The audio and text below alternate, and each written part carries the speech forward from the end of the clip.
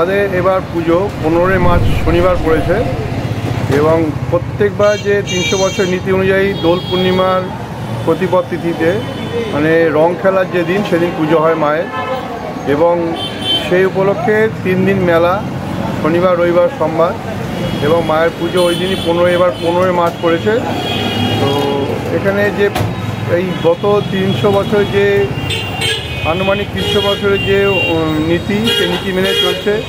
আমাদের মন্দির যে পুরনো মন্দির সে ভেঙে নতুন করে মন্দির শুরু হচ্ছে এবং কাজ অনেকটা এগিয়ে গেছে। আমাদের 3টে মন্দির, মায়ের মন্দির, চামুণ্ডা মন্দির, শিব মন্দির পুরো কমপ্লিট হয়ে গেছে এবং আমাদের আশা যে আগামী দিনে আমাদের এখানকার লোকের ভক্ত সমাগম বাড়বে এবং বহু দূর দূরান্তের লোক আরও আসবে এবং লোক সমাগম আরও বাড়ার চেষ্টা করছি যাতে সবাই সুস্থভাবে মেলাতে আসতে পারে। এবং